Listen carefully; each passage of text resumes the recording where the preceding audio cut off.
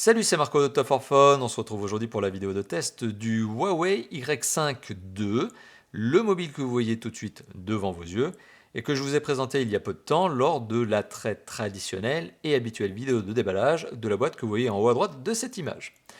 Alors aujourd'hui, on est bien sur la vidéo de test de ce Y5 II, un mobile qui a été commercialisé en avril 2016, donc ça fait déjà quelques mois, au prix maximum de 129,90 €, donc clairement un mobile entrée de gamme, et que l'on retrouve désormais, novembre 2016, à un prix qui est entre 110 € et 120 €. D'ailleurs, petite parenthèse, si vous cherchez à faire la bonne affaire sur votre prochain mobile, sachez que en description de cette vidéo, mais aussi en annotation, vous trouverez un lien cliquable vers notre comparateur de prix. Donc voilà, parenthèse faite, sachez que si vous voulez faire la bonne affaire, il y a notre comparateur de prix pour vous aider. Le Huawei Y5 II, donc vous l'avez compris, c'est un mobile entrée de gamme, mais entrée de gamme, ça ne veut pas forcément dire mauvais, ça ne veut pas forcément dire cheap. Oui, il faut faire des concessions, mais c'est des concessions qui sont réalistes et qui peuvent être, pour certains, acceptables. Donc on va les détailler bien évidemment tout au long de cette vidéo, ces petites, on va dire, concessions, mais il y a quand même pas mal d'autres bons points, hein. Il n'y a pas que des concessions, il y a aussi des bons points. Et je le rappelle, on est en face d'un mobile qui vaut, vous l'avez compris, moins de 120 € en novembre 2016. Alors la première partie de cette vidéo, c'est le design. On va regarder ce à quoi ressemble le téléphone. Alors, autant vous le dire tout de suite, il a un design qui est relativement sympathique. Ça reste par contre du tout plastique, ça aussi je vais y revenir. Mais bon, le design est quand même travaillé, c'est assez sympa. Sur sa face avant, on a un écran de 5 pouces, surmonté d'un écouteur, surmonté d'un capteur photo frontal. On y reviendra bien sûr dans quelques instants. En dessous de l'écran, on ne retrouve pas de touches sensitives, on retrouve simplement le marquage Huawei. Les touches en fait sont tactiles, vous le voyez, elles sont intégrées à l'écran. Donc la vitre avant n'est pas traitée anti-rayures ni anti-casse, il n'y a pas en tout cas d'informations qui corroborent cette notion-là, et pour tout vous dire, je doute qu'elle ait un quelconque traitement, parce que quand on voit là le niveau d'enfoncement que j'arrive à faire quand j'appuie, on peut avoir des doutes concernant la rigidité particulière de la vitre. Mais bon, elle reste tout à fait bonne cette vitre, et ça aussi je vais y revenir d'ici quelques instants lorsque je vais parler de la flexion. Sur le côté gauche du mobile, on retrouve le bouton on-off, enfin bouton non, c'est Easy Key, pardon, hein, c'est le bouton Easy Key qui permet en fait d'être paramétré. On y reviendra aussi tout à l'heure. Donc il y a ce bouton là, un petit peu spécifique ici pour le coup sur le Huawei Y5 II. Au-dessus du mobile, on retrouve une entrée micro secondaire, le jack 3.5. Sur le côté droit du mobile, on retrouve le bouton on-off, le bouton de contrôle de volume plus-moins. Sur le côté sur le côté bas du mobile, pardon, sur la tranche inférieure, on retrouve une grille ici, une autre grille qui laisserait penser qu'on a deux haut-parleurs, ce qui est faux. Il y a un seul haut-parleur. L'autre grille, en fait, c'est le micro. Donc il y a bien deux entrées micro pour réduire le son parasite, notamment lorsque vous êtes en conversation ou lorsque vous faites une vidéo. Et on a un connecteur ici micro USB sur lequel je reviendrai bien évidemment aussi tout à l'heure lorsque je parlerai de la connectivité. À l'arrière du mobile, on retrouve un capteur photo dorsal accompagné d'un double flash LED, le marquage Huawei, et puis c'est bien tout, il n'y a pas grand chose. Si on retire le cache batterie, ce que je vais essayer de faire à l'instant. Alors le cache batterie, voilà, on va remarquer à l'intérieur donc la présence de cette fameuse batterie que je vous avais montré lors de la vidéo de déballage. À l'intérieur, on retrouve trois emplacements. Un emplacement pour carte micro SD, d'ailleurs vous le voyez, il est occupé par une micro SD que j'utilise pour le test. Deux emplacements pour carte SIM que j'ai retiré pour éviter d'avoir des appels pendant le test. Donc si on remet le cache batterie, donc vous l'avez vu, la batterie elle a une forme tout en longueur. Et ça aussi c'est un point qui peut être intéressant, qui va être intéressant en tout cas dans mon propos, puisque vous allez comprendre ce que je veux vous dire par là. Le téléphone est complètement construit en plastique. Alors, la particularité de ce téléphone qui est entièrement construit en plastique, c'est qu'il possède globalement une bonne rigidité. C'est-à-dire que si j'essaie de faire une flexion bêtement en appuyant sur le centre du mobile, globalement le téléphone se porte bien. Par contre, si j'essaie de faire une rigidité, une torsion ici, une flexion, vous allez remarquer qu'il y a une toute petite flexion. Et en fait, j'ai l'impression que la batterie joue très bien son rôle, donc c'est un bon point, hein. Là j'ai juste été à l'excès, mais la batterie joue très bien son rôle, puisque j'ai l'impression en fait qu'elle vient donner un élément de rigidité supplémentaire au mobile dans sa longueur. Et ça, globalement c'est un bon point. Le téléphone se prend bien en main. On est sur un téléphone qui a un écran de 5 pouces, donc forcément pour taper des SMS, il faut taper à deux mains, parce que sinon vous avez des mains de géant, et en tout cas c'est pas mon cas, mais pour me sentir à l'aise, moi j'utilise mes deux mains. On est sur un téléphone qui reste malgré tout de bonne taille, parce que écran de 5 pouces, pas forcément spécialement optimisé, mais des dimensions qui restent raisonnables. 14,4 cm de long, 7,2 cm de large et 0,8 cm d'épaisseur. Donc 0,8 cm d'épaisseur, ça fait 8 mm d'épaisseur. Le tout pour un poids qui reste léger, 135 grammes. Donc on est sur quelque chose qui est globalement bien étudié, bien travaillé, c'est bien pensé. Le design d'ailleurs est plutôt sympa, coloris noir ici, cache batterie arrière, donc justement à l'arrière c'est forcément le cache batterie avec un plastique qui fait un peu effet aluminium brossé, mais c'est du plastique. C'est un peu texturé, c'est un peu rainuré, vous voyez. Bon, c'est sympa. Le design est sympa, ça peut d'ailleurs avec cette forme ici, au niveau de la double grille et puis de cet arrondi, ça peut un peu rappeler une marque californienne. C'est sympa, c'est bien fait. Voilà, le design franchement est pas un mauvais point, au contraire. J'aurais même tendance à dire que c'est plutôt un bon point. Alors particularité pour les plus exigeants, je vous le dis tout de suite, ce téléphone donc ne dispose pas de vitre spécialement traitée anti-rayures anti-casse, certes, mais ne dispose pas non plus d'une LED de notification. Donc il n'y a pas de témoin de charge, il n'y a pas de LED de notification, il n'y a pas. Il n'y a pas. Cherchez pas, il n'y en a pas. Donc ça au moins je vous l'ai dit, ne venez pas me le demander dans les commentaires. Hein. Bon, blague à part. L'image et le son. Alors qu'est-ce qu'on peut dire au niveau de l'image? Je vous l'ai dit, on est sur un écran de 5 pouces. Bonne particularité, on est sur un écran qui a une résolution de 720 pixels, donc 1280 pixels par 720 pixels. Donc sur un écran de 5 pouces, un 720p, ça nous donne une densité de 294 pixels par pouce. C'est pas mal, 294 pixels par pouce, c'est à la limite des 300. On est sur une image qui reste relativement nette. On a une image qui pourtant manque à mon avis un tout petit peu de luminosité pour être vraiment à l'aise. En tout cas sur cet écran j'ai dû le mettre à 90 voire 100%. Donc en général quand je mets un écran à 90 ou 100%, c'est qu'en termes de luminosité, il y a vraiment quelque chose à faire. Hein. Il y a un peps qui manque. Mais bon, soit. Voilà, je vous ai dit, on s'en sort, mais quand on met la luminosité à fond. En termes de couleur, ça reste globalement acceptable, même si effectivement on est à des années-lumière de ce que peut proposer un Super AMOLED en termes de peps de couleur et de contraste. Mais bon, ça reste acceptable. Le vrai point de faiblesse de cet écran reste plutôt sur sa luminosité. Alors si je vous donne une petite vidéo, là, si je vous donne un petit aperçu avec la vidéo, alors ça craque un peu, c'est le cache batterie qui se remet en place. Hein. Donc si je lance une petite vidéo, avec un peu de son pour vous donner une idée aussi de la puissance du haut-parleur, donc là on est au max. Hein. Donc le haut-parleur n'est pas bluffant en termes de puissance non plus, clairement pas. Il a une puissance qui reste acceptable, manque pas trop de clarté, sauf quand on le pousse au maximum comme c'est le cas ici. Et quand on le pousse au maximum, le son n'est pas non plus bluffant. Hein. Bon, et le haut-parleur, comme je vous l'ai dit, il vient ici, il est là. Voilà. Donc on s'en rend compte, je suis en train de l'étouffer. Voilà. Il n'y a pas de haut-parleur. Là j'ai beau étouffer l'autre, il n'y a rien qui se passe. Voilà. Donc deux haut-parleurs, enfin un haut-parleur pardon, et pas deux, bien sûr, ça vous l'avez compris. Une image qui reste plutôt sympa. Vraiment plutôt sympa, pas de critique à faire, d'autant que je vous rappelle, on est sur un téléphone entrée de gamme. Donc l'image est belle, plutôt fluide lorsque vous êtes en lecture vidéo. Alors vous allez comprendre pourquoi aussi je vous dis ça. Plutôt fluide en lecture vidéo 720p, oui, mais en gros jeu 3D, on va y revenir. Voilà, donc je vous ai parlé du son, notamment par le haut-parleur. L'écouteur et le jack 3.5, franchement, il n'y a pas grand-chose à dire. Bon, je vais y arriver là, voilà, j'appuie n'importe comment. Donc au niveau de l'écouteur et du jack 3.5, pas grand chose à dire, ce sont des composants qui sont relativement classiques de nos jours. Tous les constructeurs savent s'en servir, savent les mettre comme il faut et ne pas faire n'importe quoi avec et donner de la bonne qualité. Donc voilà, on a parlé de l'image, on a parlé du son, maintenant on va parler des performances. Alors les performances de ce téléphone, on va lancer un petit Antutu, la fameuse application que j'utilise systématiquement pour vous donner une idée des scores et donc valoriser les performances du téléphone. Alors on est sur un téléphone qui a un score de 24 102 points, donc on va arrondir à 24 100 points.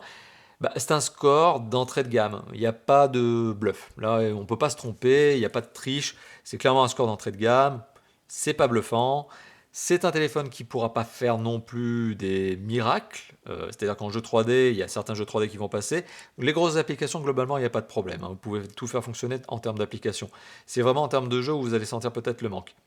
Et alors, ce score, il est donné, justement, il est lié à des composants qui sont un processeur qui est un processeur 4 cœurs. On le voit ici, 4 cœurs 1300 MHz, donc 1 Go 3. C'est un processeur qui est un MediaTek MT6735, 64 bits, bon ça c'est pas très intéressant en soi, et même le fait que ce soit un MT6735, ça n'intéressera pas grand monde. Non, retenez que c'est un 4 cœurs, 1,3 GHz. À côté de ça, on a 1 Go de RAM, oui, on aurait aimé en avoir 2, 1 Go c'est quand même mieux que 512 MO, bon vous voyez, là j'enfonce des portes ouvertes, je fais des lapalissades, mais clairement 1 Go c'est le minimum aujourd'hui de nos jours pour un téléphone. Pour un téléphone quoi. Pour un téléphone Android, c'est le minimum parce que sinon en multitâche, il s'en sort vraiment pas. Et donc voilà, bon, 1 giga, on aurait préféré en avoir 2, mais bon, soit c'est pas en soi, c'est pas un problème. Et en processeur graphique, on le voit ici, on est sur un Mali T720 qui justement eh bien, sauve un peu la baraque, hein. C'est un peu ce qui permet à ce téléphone de se débrouiller un minimum en jeu 3D. D'ailleurs, en termes de vitesse, de fluidité d'image, alors je mettrai une petite incrustation en bas à droite de cette vidéo, justement pour vous permettre de vous faire votre propre idée en termes de, justement, de fluidité d'image sur Asphalt 8. Et là, je voulais lancer les Pixitale et je me rends compte, en fait, petite parenthèse, que je l'ai déplacé à moitié sur une carte micro SD. Soit, mais passons sur cet aspect-là. Mais donc, je vais vous donner le score Epic Citadel, 38,8 images par seconde. C'est décent, c'est correct. C'est tout à fait avéré lorsque l'on fait du Asphalt 8. Donc, en Asphalt 8, ce téléphone se débrouille très bien. L'image reste relativement fluide. Par contre, lorsqu'on fait du Real Racing, alors avec mon très bon accent, attention, roulement de tambour, Real Racing Free. Voilà, RR3.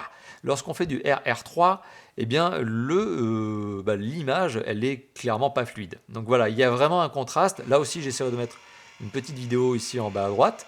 Donc, bon, Asphalt 8, ça se passe bien. Real Racing 3, ça se passe beaucoup moins bien. L'image est moins fluide. Ce qui prouve que ce téléphone, en fait, est fait pour, certes, des jeux 3D, mais pas n'importe lesquels. Et les plus gourmands vont le mettre clairement à la peine. Voilà, donc c'est un téléphone qui se débrouille pour toutes les applications, pour les jeux 2D, pour les jeux 3D, pas n'importe lesquels, les plus légers, les plus optimisés, entre guillemets, parce que Asphalt 8 en optimisation, ça c'est moyen.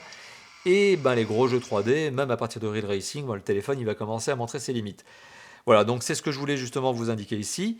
En termes de mémoire de stockage, parce que quand je parle de performance, pardon, j'aime bien parler de mémoire de stockage, 8 Go, c'est ce qui est revendiqué par le constructeur. Ok, d'accord. Sauf que lorsqu'on allume le téléphone pour la première fois, qu'on fait les premières mises à jour et tout, eh bien, ben moi, je me suis retrouvé avec 2,16 Go.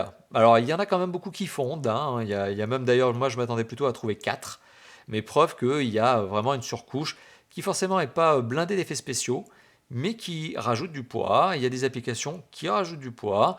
Et en termes de mémoire de stockage disponible finalement lors du premier démarrage, eh bien 2,16, ça peut être un tout petit peu limite. Alors, particularité, oui, on peut mettre une micro SD. Oui, j'ai essayé, vous l'avez compris, il y a quelques instants, d'installer des applications dessus.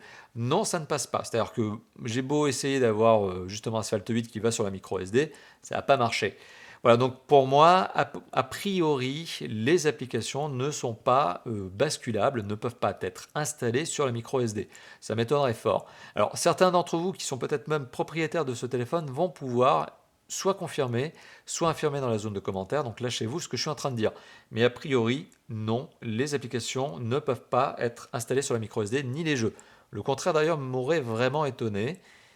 C'est comme ça, on est sur un système d'exploitation qui ne le permet pas normalement. La connectivité. Alors, on est sur un téléphone qui est bien doté. Alors, il est bien doté parce qu'en termes de connectivité, alors là, j'illustre mon propos, mais bon, sans vraiment avoir d'intérêt, mais on est sur un téléphone qui est plutôt bien doté. Il faut savoir que je me suis trompé lorsque j'ai fait la vidéo de déballage, j'ai dit que ce téléphone existait en 3G. Alors, il était 3G. Alors oui, parenthèse, il existe bien en 3G, ce téléphone est uniquement en 3G, mais pas pour le marché européen. Pour le marché européen, on a de la chance, ce téléphone existe en 4G. Alors la particularité, c'est que si vous le cherchez en 4G, il faut avoir la référence, être sûr de cette référence, il faut que ça soit CUNL21. Ça, c'est la référence du modèle européen qui est notamment 4G. S'il est 4G, il est aussi 3G. Il est 3G HSPA et il est aussi, bien sûr, vous en doutez, 2G. Donc 2G, 3G, 4G, 4G LTE. Donc on est sur un téléphone qui est bien doté. À côté de ça, on est sur un GSM quadriband. Vous pouvez prendre ce téléphone, l'amener avec vous tout autour du monde. Il captera les réseaux locaux. Après, bon, il faut que votre opérateur se débrouille avec le réseau local, hein. Mais c'est un téléphone qui s'accroche, qui se raccorde, entre guillemets, hein, parce qu'il n'y a pas de fil à brancher, à toutes les antennes, on va dire, dans le monde, antennes GSM. J'entends, GSM, c'est les appels et les SMS. Ensuite, bien sûr, smartphone oblige, on a d'autres connectivités. On a du Wi-Fi, BGN, du Bluetooth, 4.0, A2DP, LE, ça parle reconnaisseur, je ne vais pas m'attarder. AGPS, radio FM. Alors radio FM, oui, mais qui nécessite, comme d'habitude, que vous branchez le kit piéton en guise d'antenne. Bon, c'est un grand classique, ça aussi. On a du micro USB 2.0 sous le mobile, vous l'avez vu ici. Particularité, non, il n'y a pas d'OTG. Donc c'est de l'USB 2.0, pas OTG. On a deux emplacements pour carte SIM, format micro, et un port micro SD qui ne nécessite pas de sacrifier un des deux ports de carte SIM. Ça, c'est pas mal. Ça veut dire que vous pouvez avoir deux cartes SIM, vous l'avez vu, et une micro SD en même temps. La micro SD ne peut pas dépasser, selon le constructeur, 32 Go. Je veux bien le croire. Moi, j'ai testé avec des 16 et des 32, ça se passe. Au-dessus de 32, je n'ai pas testé. Donc pour le coup, 32 Go, c'est ce que revendique le constructeur, et je vous engage à respecter sa recommandation. Alors, les plus exigeants auront remarqué que ce téléphone ne dispose ni du NFC, à mon avis c'est pas très grave, ni de l'infrarouge, à mon avis c'est carrément pas grave, ni de, et alors là on va en parler notamment en allant dans les capteurs, là aussi je vais illustrer mon propos, ce téléphone ne dispose pas du gyroscope. Donc ceux qui aiment bien faire du Pokémon Go et qui aiment bien notamment faire de la réalité augmentée ne pourront pas en faire. Alors réalité augmentée, c'est aussi tout ce qui est réalité virtuelle. Donc globalement ce téléphone, il est capable de faire quoi? Eh bien il a de l'accéléromètre. Donc c'est les mouvements gauche-droite du téléphone comme ça que j'utilise notamment pour faire du Asphalt 8. C'est notamment le capteur de luminosité, c'est le capteur de boussole et de proximité. Voilà, donc on a globalement tous les capteurs traditionnels standards sur un téléphone, si ce n'est ce gyroscope qui est devenu quasiment indispensable de nos jours vu la masse de joueurs de Pokémon Go dont vous faites peut-être partie d'ailleurs et qui aiment les gyroscopes. Mais c'est assez particulier parce que de toute façon, pour Pokémon Go, petite parenthèse, il n'y a pas besoin du gyroscope. En fait, le gyroscope n'apporte pas grand-chose dans Pokémon Go. Voilà, donc c'était la petite particularité supplémentaire au niveau justement des capteurs de ce mobile. Alors, qu'est-ce que je peux vous dire d'autre? Alors, hop, donc là, je mets un peu de bazar sur mon bureau, vous avez entendu le clac. Qu'est-ce que je peux vous dire d'autre? Donc, on a parlé de la connectivité.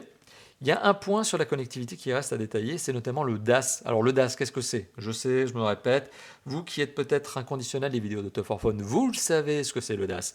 Mais pour les nouveaux qui nous rejoignent régulièrement, le DAS, des fois, ça reste encore mystérieux. Alors le DAS, c'est le débit d'absorption spécifique. Un nom un peu barbare, mais qui signifie quoi? Eh bien, qui signifie que le téléphone, vous le savez, quand il est en appel, quand il est en Wi-Fi, mais pardon, quand il est en appel et quand il est en cellulaire, donc quand il est en 3G, 4G, il émet des ondes. Normal, il se raccroche, entre guillemets encore une fois de plus, à des antennes cellulaires, des antennes de mobile. Et donc du coup, eh bien, ce téléphone qui émet des ondes, eh bien, il est potentiellement, sait-on jamais, dangereux pour la santé. Alors il n'y a pas d'études suffisamment fiables qui disent que oui ou qui disent que non. On n'a pas suffisamment de recul. Finalement, le mobile, c'est apparu il y a quoi? Vraiment une vingtaine d'années. Ça fait qu'une vingtaine d'années que le mobile est vraiment démocratisé. Et encore, c'est plutôt à partir du début des années 2000. Bon, tout ça pour vous dire quoi? Qu'un téléphone, ça émet des ondes et que, eh bien, on est obligé de donner un score au téléphone d'ondes et qu'il est obligé de ne pas dépasser un certain niveau pour être commercialisé officiellement en Europe, légalement. Ce téléphone est clairement dans les normes, c'est-à-dire qu'il émet 0,74 watts par kilo de DAS. Donc il est largement en dessous des 2 watts par kilo qu'il ne faut pas dépasser. Bon, c'est une norme, ça ne veut pas dire grand-chose comme ça, vous comprenez peut-être pas la chose. Faut dire que c'est assez obscur quand même comme méthodologie de calcul. Mais tout ça pour vous dire que ce téléphone est carrément dans les clous, mais que voilà, il est juste dans les clous. C'est-à-dire qu'en 2016, aujourd'hui, il y a des téléphones qui ont des 0,74, 0,8, 0,6, c'est carrément normal. Aujourd'hui, un téléphone vraiment performant en termes de DAS, qui en émet pas beaucoup, c'est 0,2, 0,3. Bon, mais on reste dans les clous et c'est pas non plus un mauvais point. Encore une fois de plus, ça reste tout à fait standard. Au niveau du système d'exploitation, alors au niveau du système d'exploitation, c'est fréquemment, c'est même pas fréquemment, c'est systématiquement le cas chez Huawei. On est sur un système qui a été optimisé sur couché. Bon, alors rien que dans le menu paramètres, on voit déjà que l'organisation est un peu particulière. C'est pas l'organisation standard. Voilà, ça c'est pas du standard, c'est un peu réorganisé. Ok. Donc, qu'est-ce qui se passe? Il se passe que vous êtes en train de voir les Wi-Fi, c'est pas très intéressant. Il se passe que donc il y a une organisation différente, ne serait-ce que dans les paramètres, mais c'est valable partout. D'ailleurs, EasyKey, que je ne vous ai pas montré tout à l'heure, qu'est-ce qu'elle permet de faire, EasyKey? Elle n'était pas activée, donc c'est pour ça que ça ne marchait pas. Voilà, vous avez la fonction EasyKey, ça vous permet d'activer la lampe torche, et ça vous permet de la désactiver. Voilà, il ne faut pas appuyer longtemps, il faut juste appuyer un tout petit peu, comme ça. Là. Une fois on l'appuie, on l'active, et une fois on l'appuie, on la désactive. Il ne suffit pas d'appuyer comme un bourrin, ça ne sert à rien. Bon, EasyKey, donc ça je vous l'ai montré, voilà, c'était la petite parenthèse, le petit fail supplémentaire, j'aime bien faire des fails. Bon, alors, de l'organisation, revenons-en à l'essentiel. Le système d'exploitation, bon sang, on s'y perd. Le système d'exploitation, c'est Android 5.1. Est-ce qu'on peut voir quelque chose? Oui, on peut voir le petit lollipop, c'est mignon. Alors, oui, c'est un Android 5.1. Oui, je sais qu'aujourd'hui, il y a Nougat 7.0, mais bon, qui est tellement peu répandu sur les mobiles, parce qu'il y a moins d'1% des Android phones qui sont dotés de 7.0. Donc aujourd'hui, on est plutôt en 6. Et bon, c'est vrai que ça aurait été mieux d'avoir la version 6.0 sur ce téléphone parce que ça aurait permis de déplacer les applications de la micro SD sur la micro SD. Pour le coup, on est en 5.1. Mais on est en 5.1 qui a été surcouché avec la surcouche qui s'appelle EMUI. EMUI 3.1. Alors ça s'appelle en fait Emotion UI. Alors Emotion UI, c'est la surcouche de Huawei qui permet d'ajouter du design, qui permet d'ajouter de l'ergonomie, qui permet d'ajouter de l'applicatif. Alors, au niveau du design, qu'est-ce qui se passe? Oui, vous avez du fond d'écran, vous avez de la peinture, vous avez des icônes, vous avez un magasin de thèmes qui vous permet de changer justement l'apparence, fond d'écran, etc. Bon, très bien. Donc ça, c'est de la peinture, hein, c'est du design. À côté de ça, qu'est-ce que vous avez? Vous avez de l'ergonomie. Pourquoi je vous dis de l'ergonomie? Parce que à plat. Il n'y a pas de profondeur de navigation, vous l'avez vu, il n'y a pas de menu, là, il n'y a pas de raccourci qui permettent d'aller dans un chariot d'applications, de paramètres. Il n'y a pas cette profondeur de navigation. En fait, tout est à plat sur des panneaux d'accueil qui se suivent les uns les autres et sur lesquels vous allez organiser vos applications sous forme notamment soit comme ça de raccourcis, c'est logique, c'est de base, soit de dossier. Ça, c'est si vous avez envie de mettre un peu plus d'ordre. Voilà, donc il y a ce petit côté. Petit côté, attendez, je crois que c'est comme ça qu'on fait. Oui, comme ça, c'est pour personnaliser. Et comme ça, c'est pour masquer des applications. Vous avez la possibilité notamment de gérer une sorte de sous-menu de cette manière-là, en masquant les applications. Ok.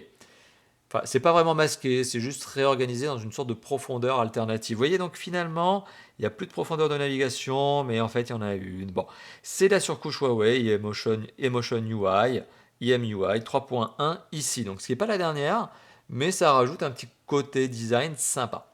Alors, il n'y a pas que du design, il n'y a pas que de l'ergonomie, il y a aussi un petit peu d'applicatif. Alors, en termes d'applicatif, c'est pas brutal, hein. Faut pas s'attendre non plus à des effets spéciaux de fou furieux. Et ce qui est d'ailleurs assez étonnant, puisque la surcouche n'est pas légère non plus, en termes de poids, hein, c'est-à-dire qu'elle prend de la ROM, pas de la RAM, de la ROM. Elle prend un peu de RAM, mais elle prend beaucoup de ROM surtout. Mais qu'est-ce que l'on a? Eh bien, on a un peu de travail au niveau du design, notamment de l'application Galerie, qui est classée notamment par ordre de date et qui vous donne la localisation. Mais ça, c'est aussi l'application photo qui permet de géolocaliser, ce qui est un peu normal. C'est un peu classique. L'application musique aussi, vous voyez, elle a été redesignée. Alors, je ne vais pas lancer un MP3 parce que sinon je vais me prendre un strike avec Google et YouTube. Bon, voilà, mais elle a été un peu redesignée. Vidéo, c'est pareil, mais bon, là, j'ai pas de vidéo à vous montrer. Email, c'est pareil, bon, là, j'ai reseté le téléphone. Bloc-notes, ça a été retravaillé. Agenda, vous voyez, bon, un peu de travail design. Pareil pour horloge. Horloge, ça a été retravaillé. Donc voilà, il y a fichier. Voilà, j'ai envie de vous le montrer aussi. Fichier, ça a été retravaillé. Donc, il y a de la peinture, il y a un petit peu de peinture un peu partout, il y a du design, et il y a quelques applications supplémentaires qui sont ajoutées, notamment gestionnaire. Alors, gestionnaire de téléphone, qui est en fait une sorte de vaste fourre-tout de la part de Huawei, et qui permet de retrouver pas mal de bonnes petites fonctions finalement. Et ça, c'est pas mal. Il y a optimisation du téléphone, qui permet notamment de libérer de la RAM. Voilà, en manuel. Vous avez nettoyeur de mémoire qui permet de libérer de la ROM, de fichiers temporaires. Vous avez filtre anti-harcèlement. Alors c'est joliment dit, tout ça pour dire que si vous avez un gros relou qui vous envoie des SMS ou qui essaie de vous appeler, vous pouvez bloquer son numéro.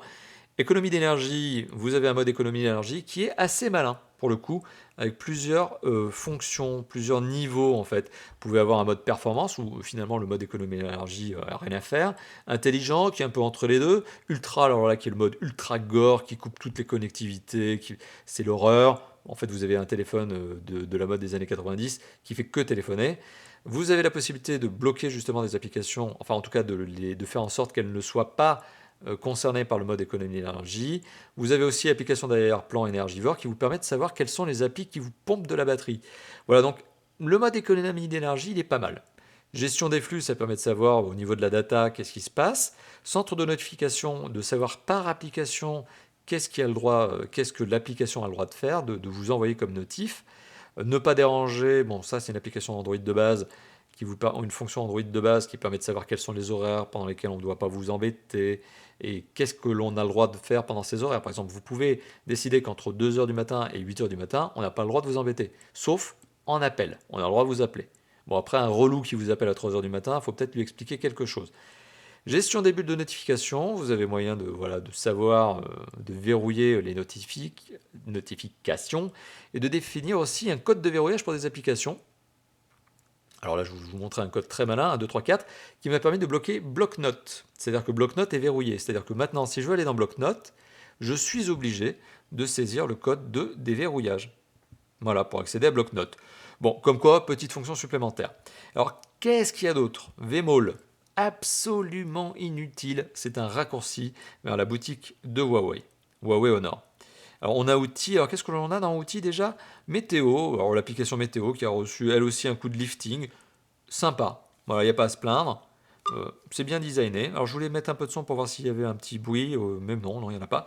Bon voilà, c'est redesigné. Ça se base notamment sur les informations qui sont fournies par, hop, petit zoom de la caméra, ouais, accuweather.com, bon, qui est utilisé par quasiment tous les constructeurs d'ailleurs.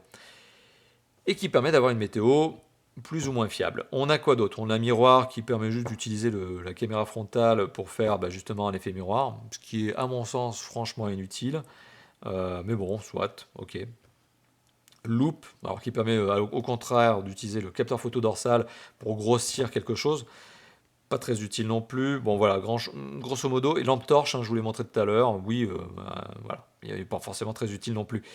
Alors, dans les applications qui ne sont pas des applis Huawei, mais qui sont des applis installées et qui sont des applis tierces, on a WPS Office que je trouvais être sympa, utile, parce que c'est une appli qui vous permet de lire des documents Word, Excel, PowerPoint, et même de les modifier. Donc c'est malin, c'est sympa, c'est bien. Et on a l'application qui s'appelle News Republic, alors qui à mon sens est une application que je ne suis pas fan, qui est une application qui permet d'avoir un flux d'actualité. Bon, soit un flux d'actualité, soi-disant d'actu chaude. Euh, Personnellement, je préfère utiliser Google Now. Enfin, ouais, enfin, Google fait très bien ça, quoi. Et en plus, c'est une appli publicitaire, dans le sens où elle va vous balancer de la pub. Donc, à mon sens, c'est le genre de choses que je désinstalle. Enfin, personnellement, je la désinstalle très très vite. À vous de faire ce que vous voulez, mais pour moi, s'il y a un truc à désinstaller ici, dès le premier démarrage du téléphone, c'est cette application-là. Après, bon, il y a un deal entre Huawei et News Republic, mais personnellement, je trouve cette application contre-utile, j'allais dire contre-productive. Bah, elle n'est même pas productive, elle est juste pas utile, quoi. Elle est juste.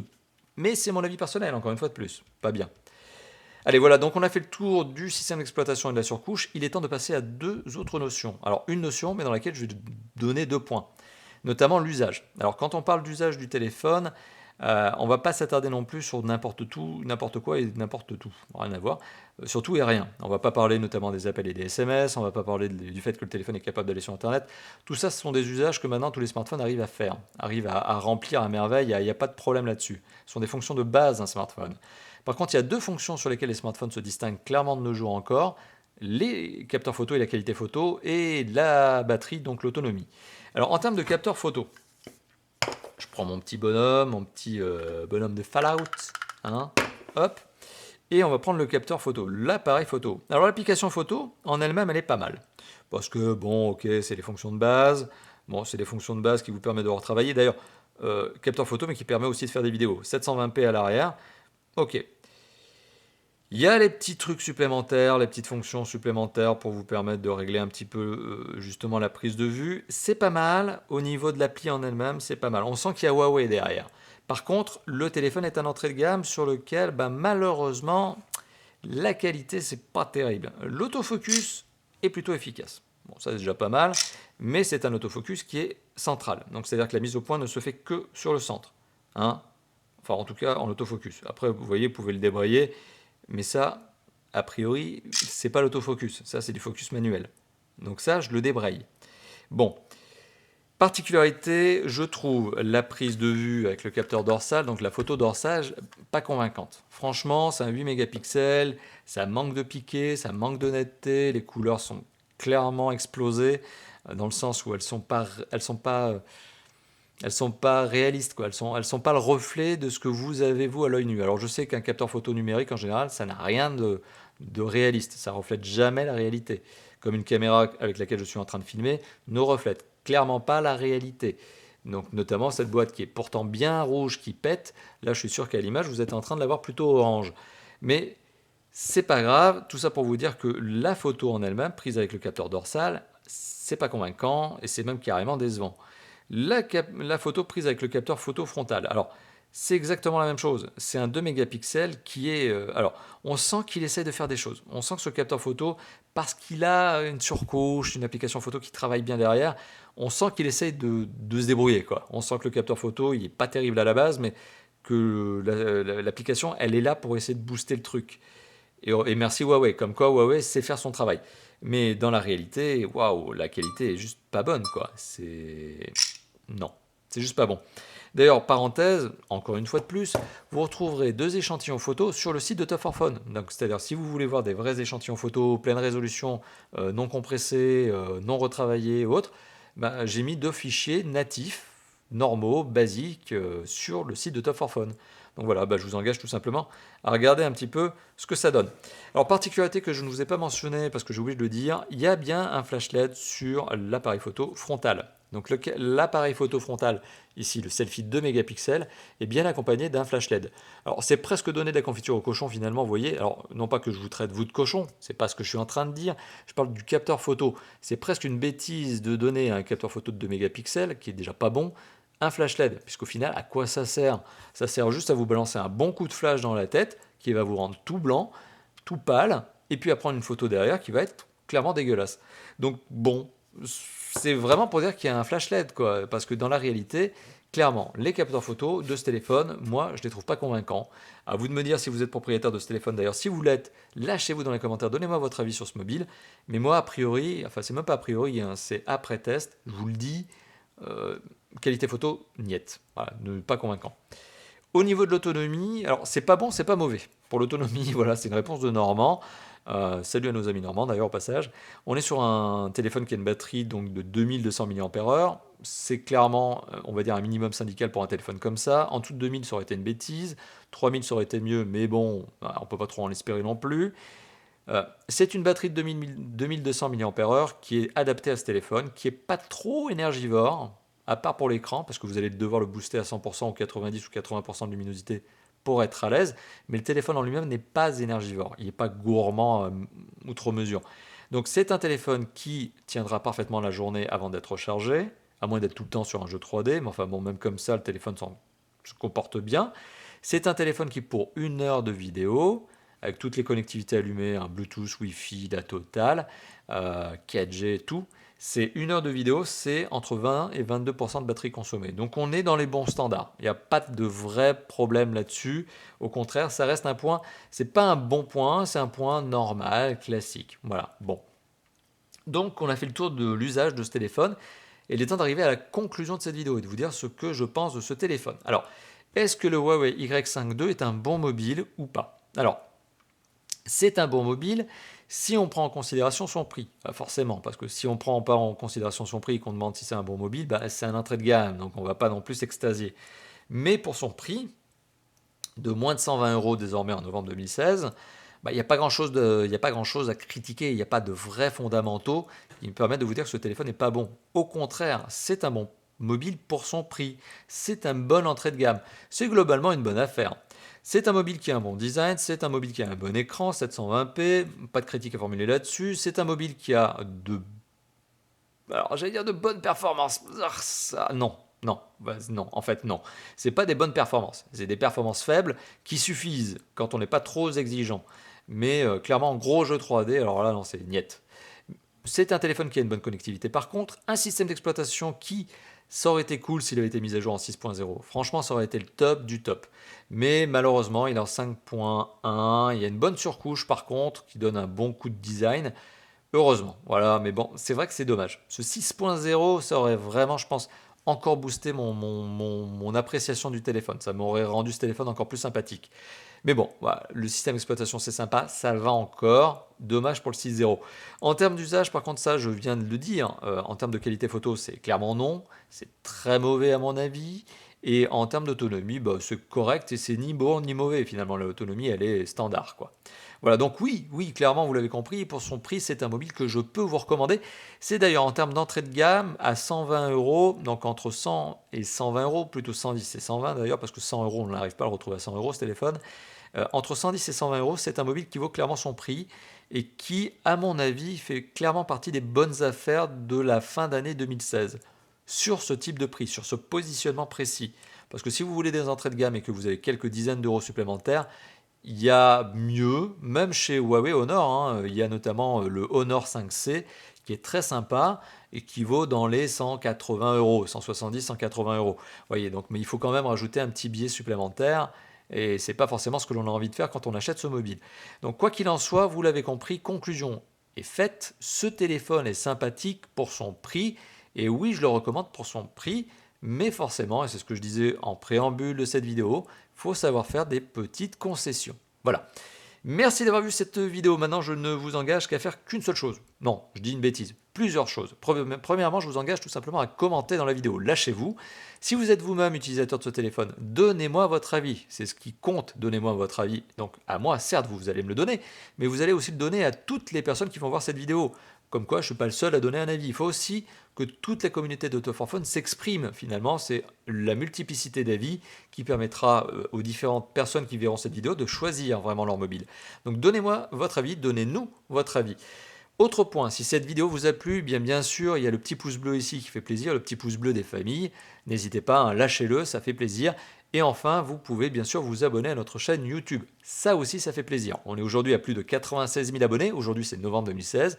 Et je compte sur vous pour qu'on atteigne très rapidement et très prochainement les 100 000 abonnés. Et moi, j'ai plus rien d'autre à vous dire si ce n'est merci d'avoir visionné cette vidéo. Et puis, voilà, je viens de le dire, hein, lâchez-vous dans les commentaires, lâchez-vous dans les pouces bleus, dans les abonnements, allez sur notre site, etc. Enfin voilà, il y a plein de choses. Voilà, il y a plein de sites où aller, il y a Facebook, il y a Twitter. Ouais, voilà, allez, on arrête là. Merci d'avoir vu cette vidéo. À bientôt. Ouais, allez, ciao, ciao.